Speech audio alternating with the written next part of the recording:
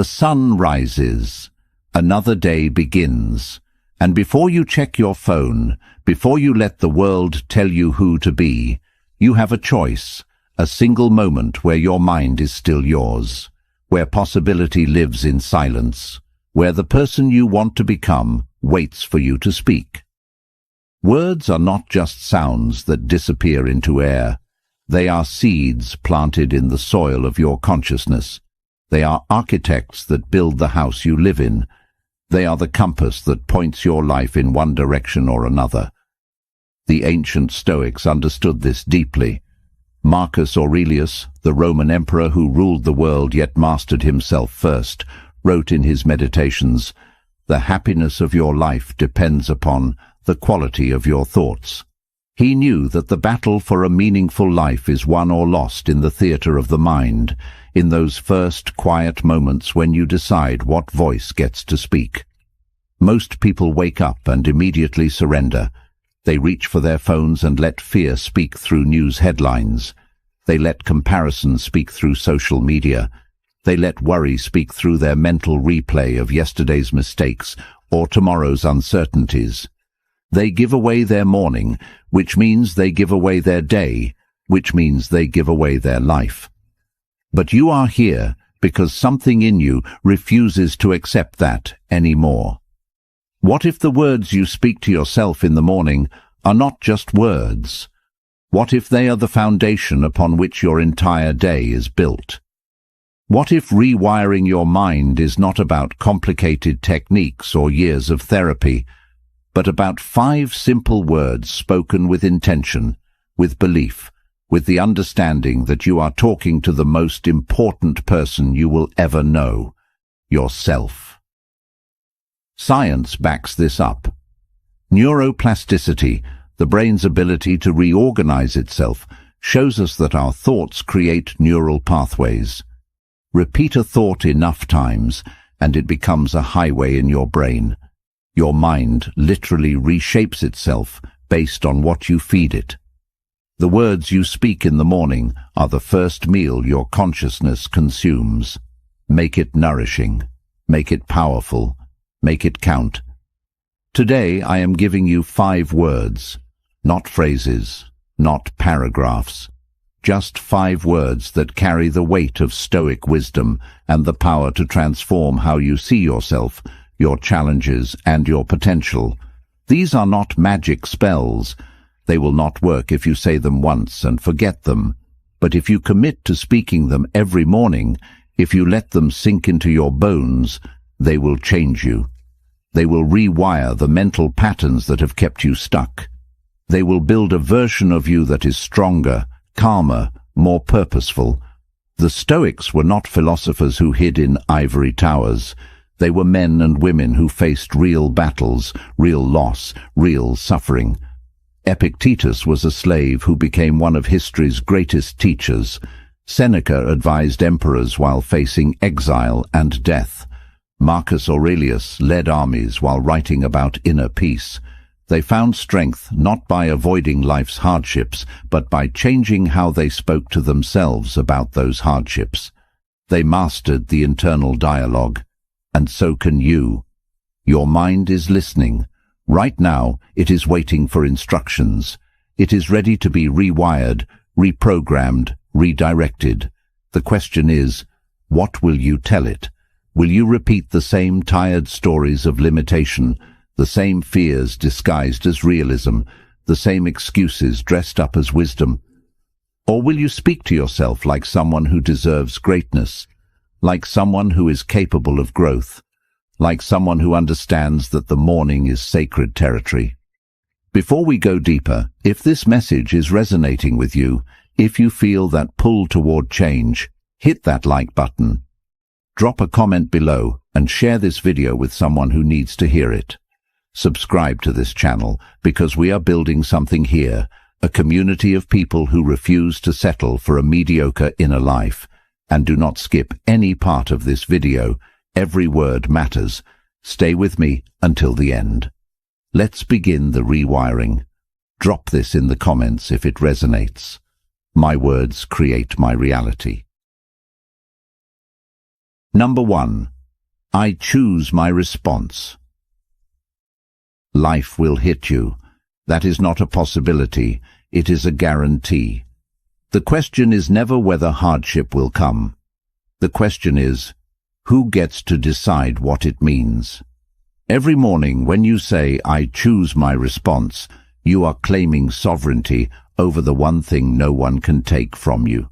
Not your circumstances, not your emotions in the immediate sense, but your response. The space between what happens to you and what you do about it. Viktor Frankl, who survived the Nazi concentration camps, discovered this truth in humanity's darkest hour. He wrote, "Between stimulus and response there is a space. In that space is our power to choose our response. In our response lies our growth and our freedom." Think about what this means. Your phone buzzes with a message that changes your plans for the week. Your body aches from an old injury flaring up again. You see someone you care about making choices that hurt them. A dream you have been working toward hits an unexpected wall. In each of these moments, there is a split second where you stand at a crossroads. One path leads to automatic reaction, the path most people take. They collapse into helplessness. They let frustration consume their entire day. They build stories about why life is unfair. But when you wake up and say, I choose my response, you are training yourself to take the other path. The path of conscious decision.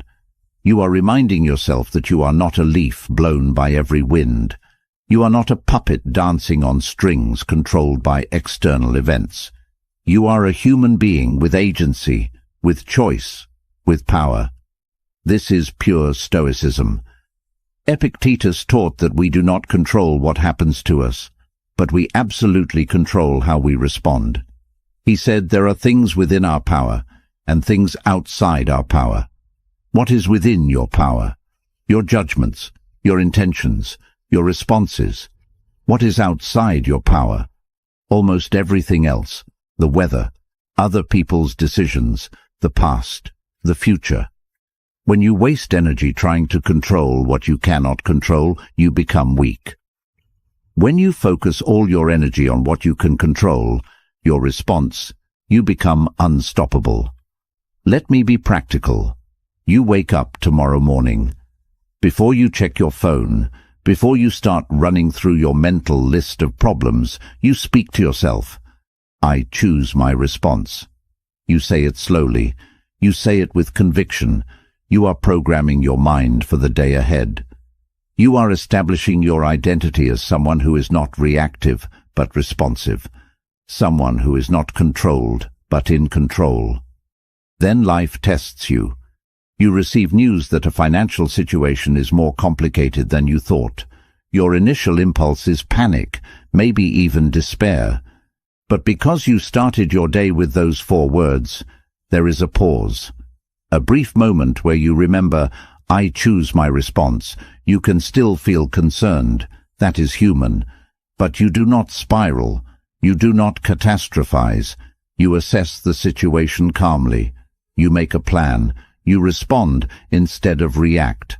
Someone you trusted deeply lets you down in a way you never expected. The old you would have carried that betrayal like a stone in your chest for months. But you have rewired your mind. I choose my response. You decide to feel the hurt without letting it define your worth.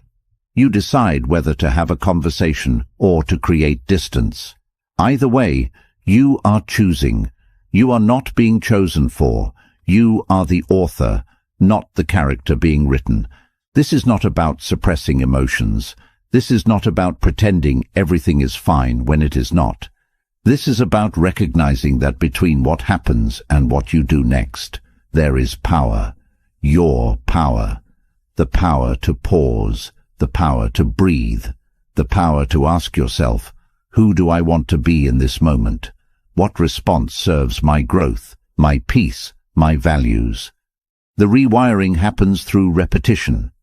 Your brain has spent years, maybe decades, building automatic pathways that lead straight from trigger to reaction. You cannot erase those pathways overnight. but you can build new ones, stronger ones. Every time you say, "I choose my response" in the morning, you are laying down new neural tracks. Every time you actually pause and choose during the day, you are reinforcing those tracks. Over time, choosing becomes your default. Response becomes your nature. Marcus Aurelius ruled an empire but faced conspiracies, betrayals, plagues, and wars. He could have responded with tyranny, with cruelty, with despair. Instead, he chose wisdom. He chose patience. He chose to see obstacles as opportunities to practice virtue.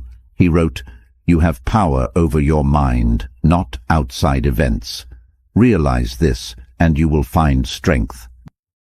Say it every morning, "I choose my response." Feel the weight of those words. Feel the freedom in them. You are not helpless. You are not a victim. You are someone who chooses. If this speaks to you, comment, "I am the author of my reactions." Number 2. Growth lives here. Pain is not your enemy. Discomfort is not a sign that something has gone wrong. The moment you feel stretched beyond what feels safe, beyond what feels familiar, that is not the universe punishing you. That is growth knocking on your door. When you wake up and say, "Growth lives here," you are making a declaration. You are telling your mind that this day, this moment, this challenge in front of you is not a problem to avoid. It is soil where something new can take root. The Stoics called this amor fati, the love of fate, not just accepting what happens, but embracing it as necessary for who you are becoming. Seneca wrote, "Difficulties strengthen the mind, as labor does the body." He understood that we do not grow in comfort. We grow in the friction between who we are and who we are trying to become. Most people spend their lives running from discomfort. They stay in situations that drain them because leaving feels too hard. They avoid difficult conversations because confrontation feels too scary. They keep their dreams small because reaching for something bigger means risking failure. They have convinced themselves that comfort equals happiness, but comfort is where dreams go to die. Comfort is where potential gets buried under the weight of maybe someday. When you say, "Growth lives here" every morning, you are rewiring your relationship with discomfort. You are training your brain to see challenge differently. That anxiety you feel before trying something new, that is not weakness. That is your old self making room for your new self. That frustration you feel when progress is slow, that is not failure. That is depth being added to your character. That exhaustion you feel after pushing yourself, that is not breaking down. That is breaking through. Here is what this looks like in real life. You sit down to learn a skill you have been putting off for years. Maybe it is a language. Maybe it is an instrument. Maybe it is a craft you have always admired from a distance. The first attempts are clumsy. Your fingers do not move the way you want them to. Your mind cannot hold all the information at once. Every instinct tells you to quit, to go back to things you are already good at, to protect your ego from this humbling experience. But you started your morning with growth lives here. So you pause, you breathe, you recognize this feeling. This is not failure. This is the feeling of neural pathways forming. This is your brain literally changing shape to accommodate new knowledge. You stay with it. Not because it feels good, but because you have trained yourself to see discomfort as a sign you are on the right path. Or maybe the discomfort is emotional. A relationship in your life needs a boundary you have never set before. Your heart races at the thought of the conversation. Your mind offers you 1,000 reasons to stay silent, to keep peace, to avoid rocking the boat. The fear feels overwhelming because you are about to do something your nervous system has been programmed to avoid. Prioritize your needs when it might disappoint someone else. Growth lives here. Right here in this fear. Right here in this moment where you are choosing yourself, even though it is terrifying. The old neural pathways are screaming at you to retreat, but you are building new ones, stronger ones, ones that understand that loving yourself sometimes means making others uncomfortable, that respecting yourself sometimes means other people will not understand, that growing sometimes means outgrowing. Epictetus was born into slavery. He could have spent his life in bitterness, cursing his fate, wishing for different circumstances. Instead, he found freedom in the one place no chains could reach, his mind. He grew in those conditions, not despite them, but through them. He later taught, "It is not what happens to you, but how you react to it that matters." His entire philosophy was born from finding growth in the harshest soil. This is not about toxic positivity. This is not about pretending hardship is a gift. Some things that happen to us are genuinely terrible. Grief is real. Loss is real. Injustice is real. But even in those dark valleys, even when growth feels like the last thing on your mind, the truth remains. You can either let suffering diminish you, or you can let it deepen you. You can emerge bitter, or you can emerge better. Not because suffering is good, but because you have the power to decide what you do with it. Say it every morning. Growth lives here. Say it when things feel easy and when things feel impossible. Say it when you are excited and when you are exhausted. You are teaching your mind to see every moment as an opportunity. You are building a version of yourself that does not shrink from challenge. You are becoming someone who understands that the best things in life live on the other side of what scares you most. Comment below if you're ready. I welcome the discomfort of becoming. Number 3. Today matters most. Yesterday is a ghost. Tomorrow is a promise no one can guarantee. But today? Today is breathing. Today is here. Today is the only canvas where you can actually paint. When you wake up and say, "Today matters most," you are pulling your consciousness out of two prisons that trap most people: regret about the past and anxiety about the future. You are anchoring yourself in the only moment that truly exists. The Stoics were obsessed with this truth. Marcus Aurelius wrote, "Confine yourself to the present." Not because the past does not matter or the future is not important, but because this present moment is the only place where your power lives. Think about how much mental energy you waste.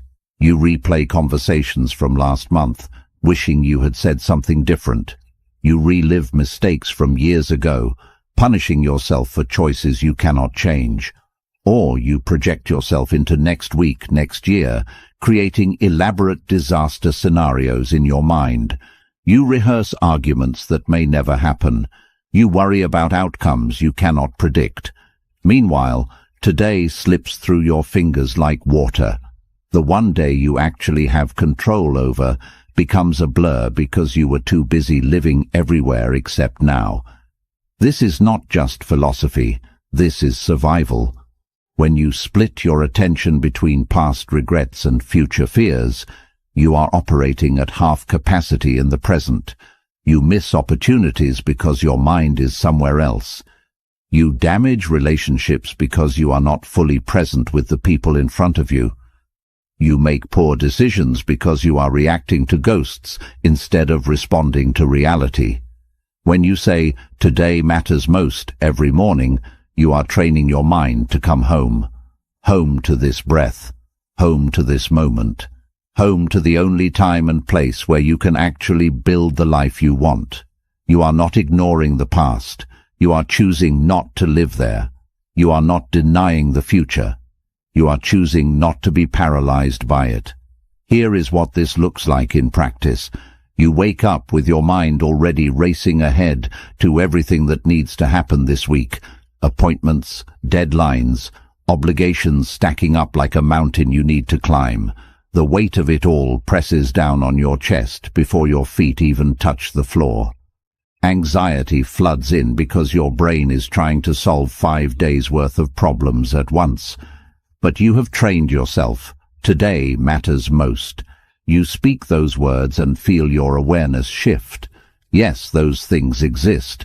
But right now, in this moment, what actually needs your attention? Making your bed, drinking water, moving your body, maybe reaching out to someone you care about. The future will arrive one present moment at a time. You do not need to carry all of it right now. You only need to show up fully for today. Or maybe your prison is the past. You are haunted by a version of yourself that made different choices. You carry shame about who you used to be. You cannot forgive yourself for opportunities you missed or people you hurt. That weight follows you everywhere, coloring every new experience with the stain of old regrets. You want to move forward, but you keep looking backward. Today matters most. Those 3 words become your permission to release what you cannot change. Not because the past does not matter, but because drowning in it does not honor anyone, especially not yourself. The person you were did the best they could with the awareness they had. The person you are now has learned from those experiences. Today is where you get to apply those lessons. Today is where redemption lives, not in rewriting yesterday, but in writing today differently. Seneca spent years in exile, stripped of his position, separated from everything familiar. He could have spent every moment bitter about what was taken from him or terrified about what might come next. Instead, he wrote some of his most profound work during that time. He understood that each day was a complete life in miniature. He wrote, "Begin at once to live and count each separate day as a separate life." Each morning was a rebirth. Each night was a completion. He squeezed meaning from the present moment because it was all he truly had. This rewiring changes everything. When you stop mortgaging your present happiness for future achievements, you actually become more effective. When you stop bleeding energy into unchangeable past, you have more strength for today's challenges. You become someone who is here, fully here, present in conversations, alive in experiences, engaged with what is rather than haunted by what was or paralyzed by what might be. Say it every morning. Today matters most. Let those words pull you into now. Let them remind you that this day, this unrepeatable collection of hours, is your real life. Not someday, not back then. Today, right here, right now. This is where you build everything that matters. Let me see this in the comments. I am fully alive in this moment. Number 4. I am enough. You have been carrying a lie for so long that it feels like truth. The lie that says you need to be more before you deserve peace, that you need to achieve more before you can rest, that you need to fix yourself before you are worthy of love. That lie has stolen years from you. It ends now. When you wake up and say, I am enough, you are not claiming perfection. You are claiming wholeness. You are declaring that your value is not contingent on your productivity. Your worth is not measured by how many people approve of you. Your humanity is not something you need to earn. The Stoics understood this at the deepest level. Epictetus taught that our true nature, our capacity for reason and virtue, is already complete within us. He said, "He is a wise man who does not grieve for the things which he has not, but rejoices for those which he has." You already possess what matters most. You just forgot to look. The world has trained you to feel insufficient. Every advertisement whispers that you are incomplete without their product. Every social media scroll suggests that other people have figured out something you are missing. Every comparison tells you that you are falling behind. The treadmill never stops. Achieve this goal, then the next one, then the next one. Make this amount of money, then double it. Reach this level of success, then climb higher. The finish line keeps moving because the game is rigged. You were never meant to arrive. You were meant to keep chasing. But what if you stepped off the treadmill? What if you stood still for a moment and asked yourself, who decided that I was not enough? Where did this measuring stick come from? When did I agree to let external achievements determine my internal worth? The answer will probably shake you. You never consciously agreed to it. It was programmed into you so gradually, so consistently, that you accepted it as reality. When you say, I am enough every morning, you are deprogramming. You are reminding yourself of a truth that existed before the world taught you to doubt it. You came into this world enough. No baby questions their worthiness. No child thinks they need to accomplish something before they deserve to take up space. That knowing, that fundamental sense of belonging, it is still inside you. Buried under years of conditioning, but still there, still true, still waiting for you to remember. Here is what changes when you embrace this. You stop performing for approval. You stop twisting yourself into shapes that please others while betraying yourself. You make decisions based on what aligns with your values, instead of what will impress people who do not really know you. You say no without guilt. You say yes without needing permission. You exist without apology. Someone questions your choices. In the past, their doubt would have sent you into a spiral of self-questioning. You would have spent hours, maybe days, defending yourself internally, trying to prove to a phantom jury that you made the right call, seeking validation from people who are fighting their own battles with enoughness. But you have rewired your mind. I am enough. Their opinion is just that, an opinion. It does not define your reality. It does not determine your worth. You can consider their perspective without being destroyed by their disagreement. Or maybe the voice of not enough comes from inside. You look in the mirror and see every flaw magnified. You review your life and see only what is missing, never what is present. You compare your chapter 3 to someone else's chapter 20 and feel like a failure. The inner critic is relentless, picking apart everything you do, everything you are. It sounds like protection, but it is actually poison. I am enough. When you say those words, you are not silencing the inner critic permanently. You are choosing not to let it have the final word. You are acknowledging the voice without obeying it. You are saying, I hear you, but I do not serve you anymore. Your worthiness is not up for debate. Your enoughness is not determined by your thoughts about yourself on your worst days. Marcus Aurelius, the most powerful man in the known world, still struggled with this. He wrote reminders to himself about his own insignificance in the grand scope of the universe, not to diminish himself, but to free himself from the pressure of needing to be more than human. He knew that accepting his limitations was not weakness, it was wisdom. He wrote, "Very little is needed to make a happy life. It is all within yourself, in your way of thinking. Everything you need to be whole is already inside you." Say it every morning, I am enough. Say it even when, especially when, you do not believe it yet. You are not trying to convince yourself of a fantasy. You are reminding yourself of a fact that the world made you forget. You are complete. You are whole. You are enough. Share this affirmation below. My worth is not negotiable. Number 5. I release control. Your hands are tired from gripping so tightly. Your mind is exhausted from trying to orchestrate outcomes you were never meant to control.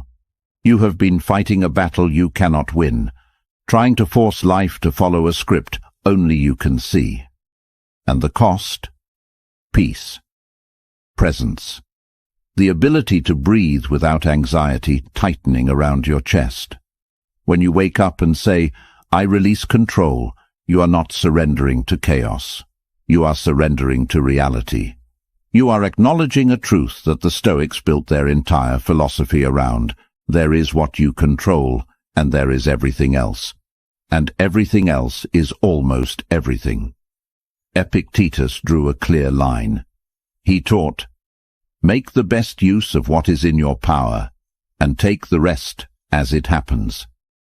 This is not passivity. This is power, real power. The power that comes from knowing where your influence ends and acceptance must begin.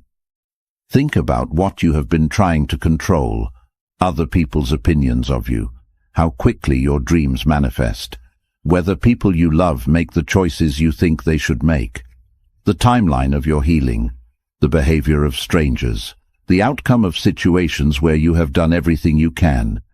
You cannot control any of it, but you have spent so much energy trying, energy that could have gone toward what you actually can influence, your effort, your attitude, your growth, your responses. The illusion of control is seductive. It makes you feel safe. If you can just plan perfectly, anticipate every variable, manage every detail, then nothing bad will happen. But life does not work that way. The tighter you grip, the more life slips through your fingers. The more you try to micromanage outcomes, the more suffering you create for yourself. Because control is a myth, and chasing myths is exhausting. When you say, "I release control" every morning, you are practicing one of the most difficult and most liberating skills a human can learn. You are training yourself to distinguish between influence and control. You can influence many things. You can show up with intention. You can do your best. You can communicate clearly. You can set boundaries. You can make plans. But after that, after you have done what is yours to do, you have to let go. You have to trust. Not trust that everything will work out the way you want. Trust that you will be okay, regardless of how it works out. Here is what this looks like when it is real. You care deeply about someone who is making choices that hurt them. You have said what you needed to say. You have offered support. You have shown up in every way you know how. But they are still on a path you cannot walk for them. Every instinct in you wants to save them, to control their decisions, to force them into the life you can see they deserve. But you cannot. And the grief of that powerlessness sits heavy in your chest. I release control. You say those words, and something shifts, not in their life, but in yours. You can still love them. You can still be available, but you stop carrying responsibility for choices that are not yours to make. You stop letting their journey steal your peace. You recognize that everyone, including people you love, has their own path, their own lessons, their own timing. Your job is not to control their story. Your job is to live yours with integrity. Or maybe what you are trying to control is time itself. You have a vision for where you should be by now, a checklist of milestones you were supposed to have reached. But life had different plans, detours you did not choose, delays that made no sense, doors that closed when you were certain they would open. And now you are angry at time, at the universe, at yourself, for not being where you thought you would be. I release control. The timeline is not yours to dictate. You can work hard. You can stay committed. But you cannot force readiness before its season. You cannot rush what is still forming. Seneca wrote during his own period of forced waiting, "Luck is what happens when preparation meets opportunity." Your job is the preparation, the opportunity's timing. That is not in your hands. And accepting that does not mean giving up. It means showing up fully for today while releasing your grip on tomorrow. Marcus Aurelius led armies but could not control the outcome of every battle. He governed an empire but could not prevent plague, betrayal, or death. He learned to focus on what was his character, his decisions, his responses. He wrote, "You always own the option of having no opinion. There is never any need to get worked up or to trouble your soul about things you cannot control." He found freedom not by controlling everything, but by releasing what was never his to control. Say it every morning, I release control. Feel your shoulders drop. Feel your jaw unclench. You are not giving up. You are giving over. You are trusting life enough to stop fighting it. You are becoming someone who influences what they can and accepts what they cannot. And in that acceptance, you will find a peace you have been searching for in all the wrong places. Type this if you feel it. I trust the process beyond my control. 5 words, 5 mornings, 5 keys to unlock a mind that has been holding itself prisoner. I choose my response. Growth lives here. Today matters most. I am enough. I release control. These are not just words. They are the foundation of a new internal architecture. They are the language of someone who has decided that their inner world matters more than their outer circumstances. They are the voice of a person who understands that rewiring the mind is not a luxury. It is survival. The Stoics did not develop these principles in times of ease. They forged them in exile, in slavery, in war, in grief, in the messy reality of being human, when being human is hard. They left us a roadmap, not because they had all the answers, but because they asked the same questions you are asking now. How do I find peace in chaos? How do I grow through pain? How do I live fully in a world I cannot control? You rewire your mind one morning at a time, one word at a time, one choice at a time. There will be days when you forget, days when old patterns pull you back. That is not failure.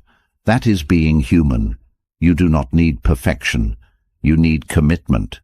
You need to wake up and speak to yourself like someone who deserves a beautiful internal life. Because you do. These 5 words are waiting for you every morning. They will not force themselves on you. They will not work unless you do. But if you show up, if you speak them with intention, if you let them guide how you move through your day, they will change you, not overnight, but undeniably. Your mind is listening. What will you tell it tomorrow? If this resonated with you, hit that like button. Drop your favorite affirmation in the comments. Share this with someone who needs to hear it. And subscribe because we are just getting started. Your transformation matters. Your growth matters. You matter. Leave your commitment below. I am the architect of my mind.